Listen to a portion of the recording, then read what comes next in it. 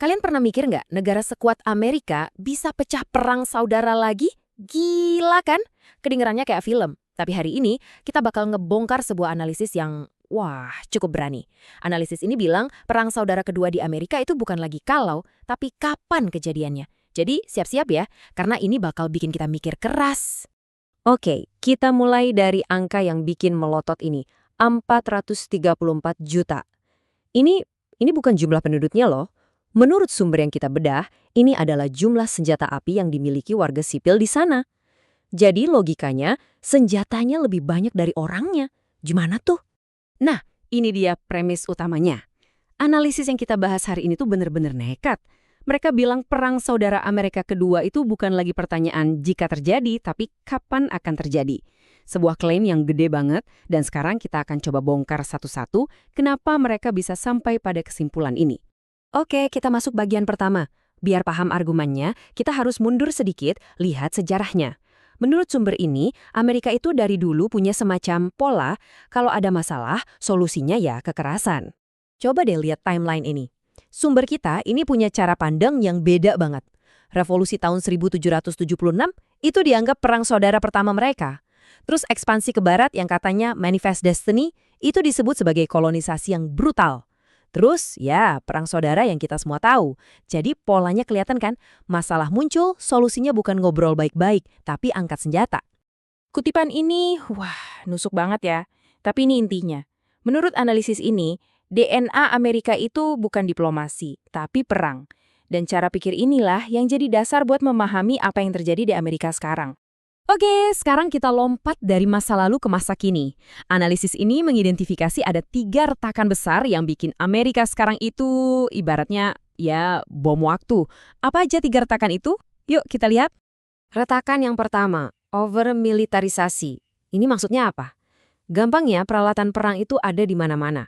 Nggak cuma senjata yang tadi kita bahas, tapi polisi lokal sekarang punya tank dan perlengkapan militer. FBI dan badan-badan federal lain punya pasukan elitnya sendiri. Jadi negara ini tuh udah siap banget buat perang. Masalahnya, perangnya bisa jadi melawan rakyatnya sendiri. Nah, ini nih bagian yang menurut saya kocak sekaligus bikin merinding. Coba tebak, 5 angkatan udara terkuat di dunia itu siapa aja? Menurut sumber yang kita bedah ini, jawabannya, pertama, US Air Force. Kedua, US Navy. Ketiga, Rusia. Nah, keempat dan kelima, US Army sama US Marines. Loh, sebentar. 4 dari 5 itu punya Amerika sendiri. Kebayang nggak sih segila apa militerisasi di sana? Terus ada angka ini, 73.000. Ini adalah jumlah pasukan khusus Amerika. Sumber kita ini nyebut mereka bom yang siap meledak. Kenapa? Karena mereka ini super terlatih, operasinya rahasia dan susah banget dikontrol. Katanya nih cuma butuh 1.000 orang dari mereka buat ngegulingin pemerintahan negara lain. Wow. Retakan kedua, ini soal mentalitas. Dulu kan ada yang namanya American Dream. Cerita pemersatu yang bikin orang percaya kalau kerja keras pasti sukses. Nah sekarang, cerita itu katanya udah mati. Gantinya adalah American Nightmare. Pertanyaannya udah bukan gimana cara jadi kaya, tapi gimana caranya gue bisa lunasin utang-utang gue. Beda banget kan fokusnya? Nah, retakan ketiga ini mungkin yang paling bahaya. Matinya kepercayaan. Orang Amerika, menurut analisis ini, udah nggak percaya sama siapa-siapa lagi. Nggak percaya pemerintah, nggak percaya media, nggak percaya ilmuwan, bahkan nggak percaya sama pengadilan dan militer. Semuanya dianggap bohong dan punya agenda. Kalau udah nggak ada lagi yang bisa dipercaya, terus siapa yang mau didengerin? Oke, kita masuk ke bagian ketiga. Anggaplah semua kondisi tadi udah terpenuhi, terus kalau perang ini beneran meledak, bentuknya bakal kayak apa? Nah, jangan bayangin perang kayak dulu, yang tentaranya baris-baris rapi. Prediksinya jauh lebih mengerikan. Bedanya tuh langit dan bumi. Dulu perangnya jelas, utara lawan selatan. Garisnya jelas. Sekarang, prediksinya adalah kekacauan absolut.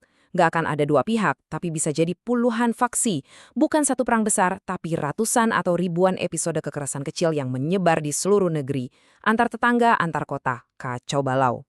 Sumber ini bahkan mencoba memetakan tahapannya. Mulai dari kerusuhan di mana-mana, terus eskalasi jadi konflik antar tetangga yang sama-sama bersenjata, naik lagi levelnya jadi negara bagian yang mencoba memisahkan diri, terus pemberontakan bersenjata, dan puncaknya bisa jadi faksi di dalam militer sendiri mencoba mengambil alih kekuasaan. Ngeri.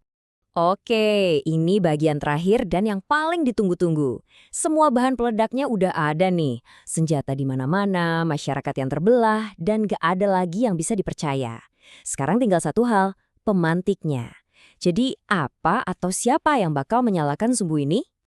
Apa satu percikan kecil yang bisa bikin semua ini meledak? Dan jawabannya menurut analisis ini adalah Donald Trump. Penting banget buat kita garis bawahi ya, ini adalah analisis dari sumber yang kita bedah, bukan opini pribadi kita. Mereka berargumen kalau terpilihnya kembali Trump bisa jadi pemicunya. Kenapa? Karena dia adalah simbol paling nyata dari perpecahan itu sendiri.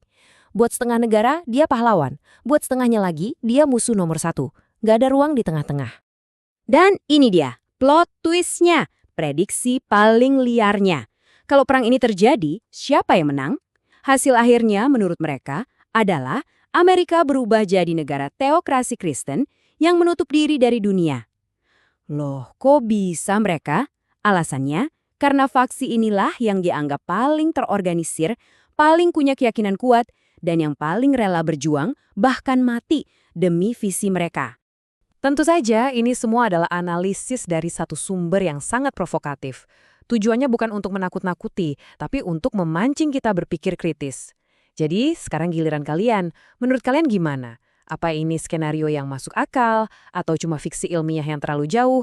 Coba tulis pendapat kalian di kolom komentar ya. Kita diskusi bareng di sana. Nah, itu dia bedah analisis kita kali ini. Kalau kalian suka konten-konten yang menantang dan bikin mikir kayak gini, jangan lupa buat like, share, dan subscribe channel Belajar. Oh ya, semua sumber yang kita gunakan bisa kalian cek sendiri, linknya ada di deskripsi.